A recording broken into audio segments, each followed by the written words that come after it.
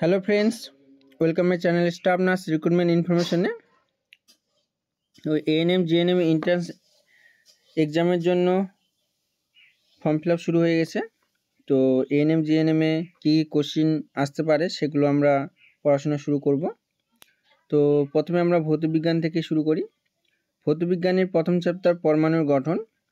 তো কোশ্চিনগুলো তোমরা খাতার মধ্যে লিখে রাখবে বা কোশ্চিনগুলো পড়ে নেবে। 1 নম্বর কোশ্চিন, কে কবে ডাল্টনের পরমাণুবাদ প্রকাশ করেন? 1808 জন ডাল্টন।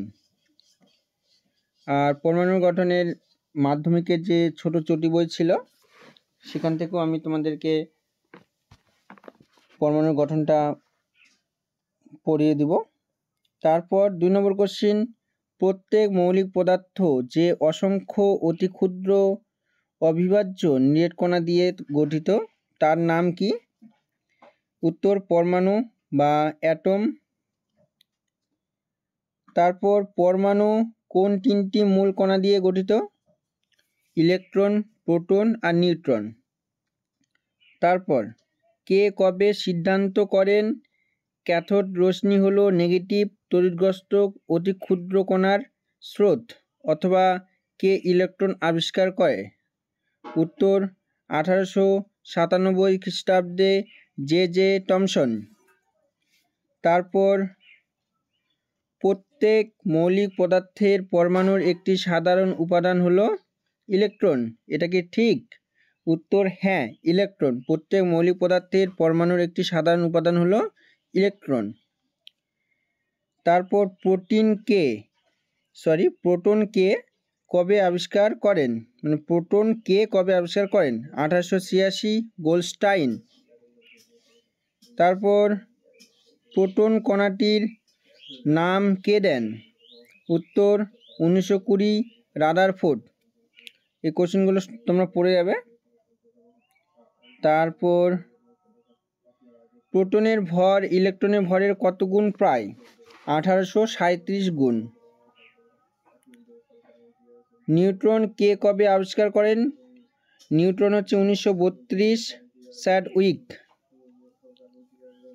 তারপর নিউটনের ভর ইলেকট্রনের ভরের প্রায় কত গুণ? 1839 গুণ। তারপর নিউটনের আধান কত এসআই এবং সিজিএস পদ্ধতিতে? উত্তর হবে 0, অর্থাৎ 0। তারপর পরমাণুর সবথেকে সুস্থির অংশের নাম কি? নিউক্লিয়াস। নিউক্লিয়াসের বাইরে কি থাকে? নিউক্লিয়াসের বাইরে হচ্ছে ইলেকট্রন মহল থাকে। তারপর ইলেকট্রনগুলি নিউক্লিয়াসকে ঘিরে ক্রমবর্ধমান ব্যাসের কক্ষপথে আবর্তন করে। মোট 7টি কক্ষপথে আবর্তন করে। তারপর এনের মান 4 বেশি হলে ওই কক্ষপথে সর্বোচ্চ ইলেকট্রনের সংখ্যা কত বেশি হয়? না, 32 বেশি হয় না, 4 বেশি হলে। তারপর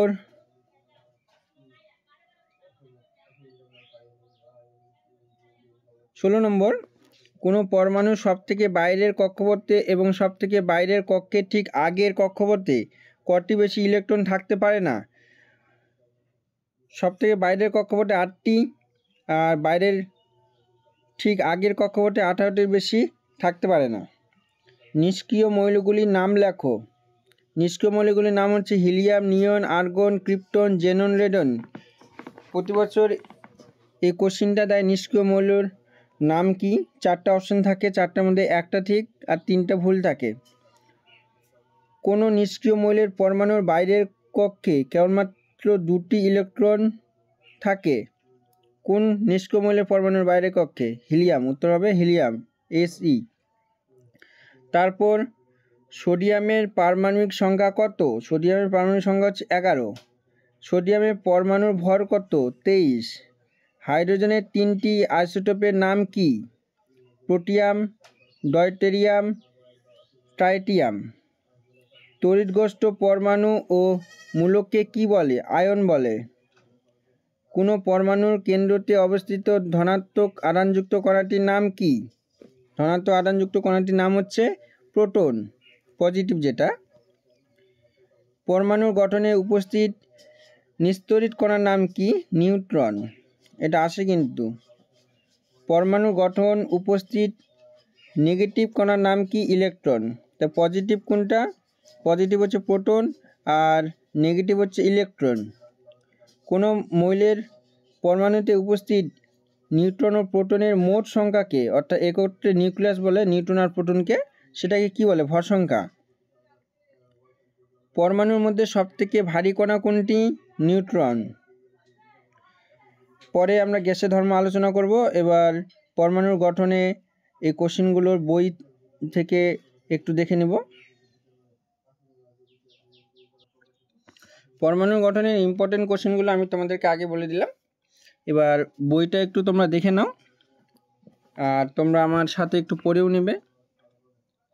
পরমাণুর ধারণা।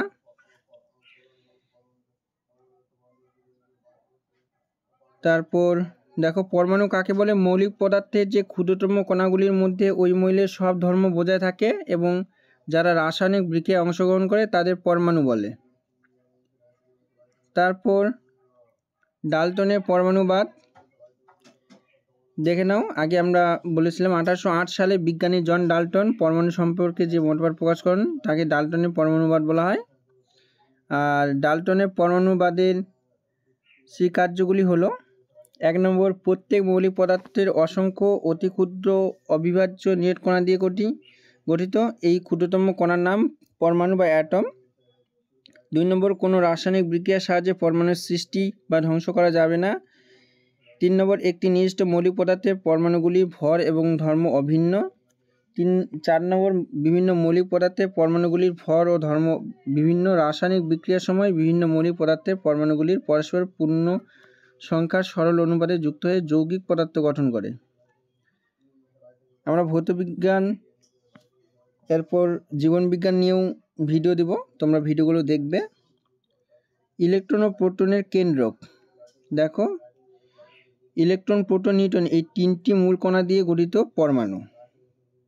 ইলেকট্রন 1879 সালে বিজ্ঞানী উইলিয়াম ক্রুক্স খুব কম চাপে 0.01 মিমি বায়ুপূর্ণ একটি কাঁচনলে উচ্চ বিভব যুক্ত দুটি ধাতব তড়িৎদ্বারের মধ্য দিয়ে তড়িৎ প্রবাহ পাঠিয়ে দেখেন যে ক্যাথোড থেকে এক প্রকার অদৃশ্য রশ্মি নির্গত হয়ে সরলরেখা বরাবর তীব্র রোগে অ্যানোডের দিকে যায়। এভাবেই তিনি প্রতিভা সৃষ্টি করে এবং বিজ্ঞানী গোল্ডস্টাইন এই রশ্মির নাম দেন ক্যাথোড রশ্মি। তোমরা পড়ে নেবে। তারপর 1897 সালে বিজ্ঞানী জে টমসন চৌম্বক ক্ষেত্রে এবং তড়িৎ ক্ষেত্রে ক্যাথোড রশ্মির বিক্ষেপ লক্ষ্য করে সিদ্ধান্ত করেন ক্যাথোড রশ্মি হলো নেগেটিভ তড়িৎগ্রস্ত ক্ষুদ্রতম কণার স্রোত। এটা আগেও কোশ্চেনগুলোতে আলোচনা করেছিলাম। তো ভিডিওটা বড় হবে, তোমরা একটু দেখবে, কারণ এই ছোট ছোট কোশ্চেনগুলো গুরুত্বপূর্ণ। নেগেটিভ তড়িৎগ্রস্ত কণার নাম দেওয়া হলো ইলেকট্রন। তারপর এখানে দেখো, ইলেকট্রনের আধান, সিজিএস পদ্ধতিতে এসআই একক, এগুলো কিন্তু আসবে। আর ইলেকট্রনের ভর, ইলেকট্রনের ব্যাস কত, এগুলো তোমরা একদম মুখস্থ করে নেবে। তো আমি বলছি না, তোমরা দেখে নিও। তারপর প্রোটনটা হচ্ছে 1886 সালে বিজ্ঞানী গোল্ডস্টাইন ছিদ্রযুক্ত ক্যাথোড ব্যবহার করে আবিষ্কার করেন। তোমরা একটু পড়ে নেবে। ক্যাথোড রশ্মি দেখে নাও। 1920 সালে বিজ্ঞানী রাদারফোর্ড ক্ষুদ্রতম ভরযুক্ত পজিটিভ তড়িৎগ্রস্ত কণার নাম দেন প্রোটন, 1920 সালে। আর H+ আয়নই হলো প্রোটন। আর এখানে প্রোটন ভর ইলেকট্রন ভরের প্রায় 1837 গুণ। প্রোটনের ভর, আধান, ব্যাস এগুলো অবশ্যই তোমরা সিজিএস আর এসআই পদ্ধতিটা ভালো করে পড়ে যাবে।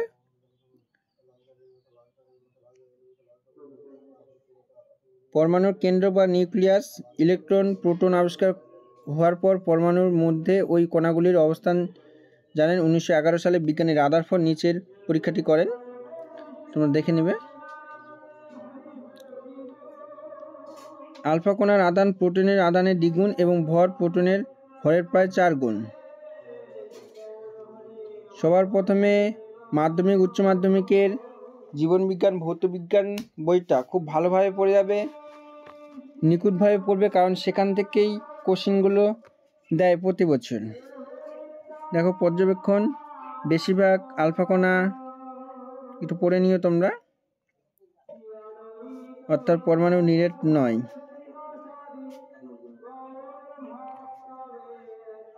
তারপর রাদারফোর্ডের পরমাণুর মডেল। নিউক্লিয়াস কাকে বলে? প্রতিটি পরমাণুর কেন্দ্রে অতি ক্ষুদ্র স্থানে পরমাণুর সমস্ত পজিটিভ আধান ও ভর কেন্দ্রীভূত থাকে, অর্থাৎ নিউক্লিয়াসটি পজিটিভ তড়িৎগ্রস্ত। তোমরা যদি ভিডিওগুলো দেখো, অবশ্যই আমি এরপরে গ্যাসের ধর্ম সেই চ্যাপ্টার নিয়েও আমি তোমাদেরকে আলোচনা করব। আর কেউ পিডিএফ চাইবে না, কারণ আমি পিডিএফ কাউকে দিতে পারবো না, ওকে। সুতরাং আগে থেকে আমি বলে দিলাম যে তোমাদেরকে ভিডিও দেখে পড়তে হবে। পরমাণু নিরেট নয়, পরমাণু অধিকাংশ স্থানই ফাঁকা, এগুলো বৈশিষ্ট্যগুলো পড়ে নেবে।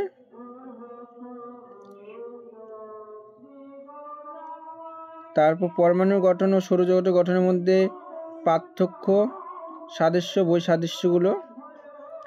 পরমাণুর গঠন, সৌরজগতের গঠন। পরমাণু নিউক্লিয়াস কেন্দ্র করে ইলেকট্রনের বিভিন্ন কক্ষপথে নিউক্লিয়াসকে আবর্তন করে। সৌরজগতের সূর্যকে কেন্দ্র করে গ্রহগুলি বিভিন্ন কক্ষপথে আবর্তন করে। পরমাণুর বেশিরভাগ স্থানই ফাঁকা, দেখে নেবে, পার্থক্যটা পড়ে নেবে।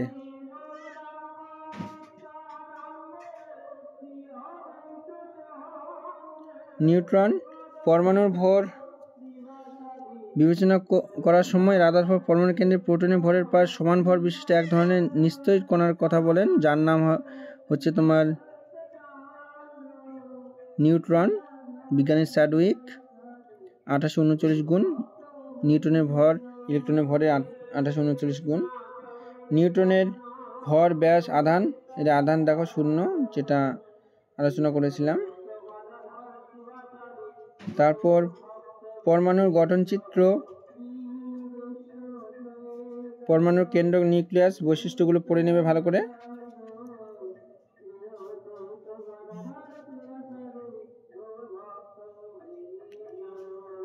তারপর নিউক্লিয়াসের বাইরের ইলেকট্রন মহল, আমি সব পড়ছি না, তোমরা একটু ভালো করে পড়ে নেবে, দেখে নাও। প্রত্যেক মুখ্য শক্তি স্তরে সর্বাধিক ইলেকট্রনের সংখ্যার তালিকা, KLMN।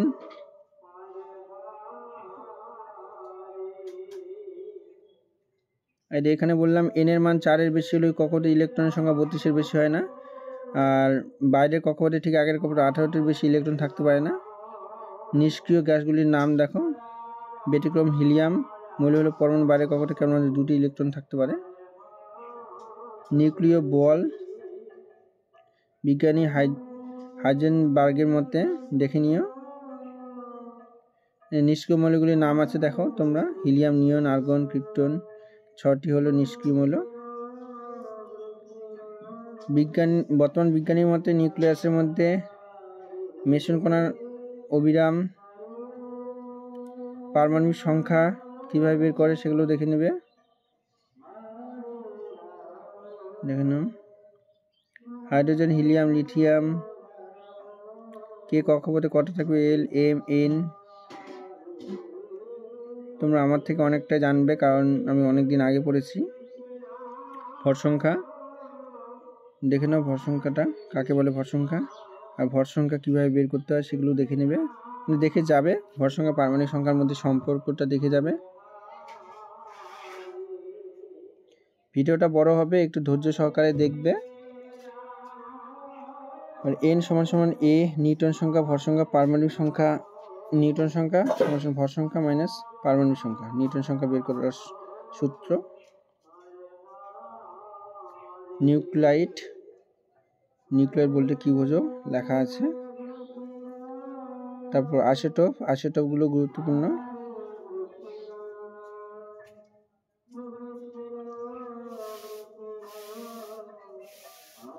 হাইড্রোজেনের 3টি আইসোটোপ আছে, দেখো। আমি আবারও বলছি, ভিডিও বড় হবে, তোমরা ধৈর্য সহকারে একটু দেখবে। আর তোমার ফ্রেন্ডদেরকে শেয়ার করবে যারা যারা ফর্ম ফিল আপ করবে বা এক্সাম দিবে। আর রিজনিং কীভাবে করতে হয় সেটারও আমি ভিডিও দেব, তোমরা ভিডিওগুলো একটু দেখে নেবে। ওকে, কার্বনের 3টি আইসোটোপ আছে।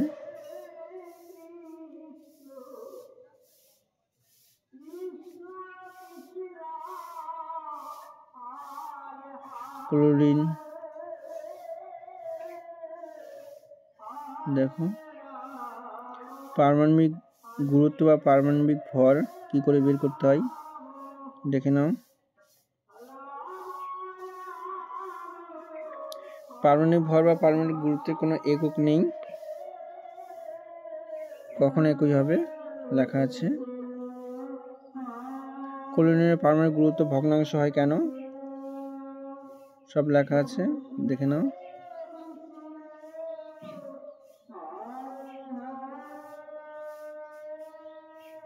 এখানে প্রশ্নগুলো আছে। এরপর আমরা গ্যাসের ধর্ম নিয়ে আলোচনা করব, আর গ্যাসের ধর্ম কোষে নিয়ে আলোচনা করব। তো যারা যারা এখনও চ্যানেলটি সাবস্ক্রাইব করেনি চ্যানেলটি সাবস্ক্রাইব করে রাখবে, আর ভিডিওগুলো যদি ভালো লাগে লাইক কমেন্ট আর শেয়ার করে রাখবে। ওকে, সবাই ভালো থাকবে, দেখা হচ্ছে পরের ভিডিওতে।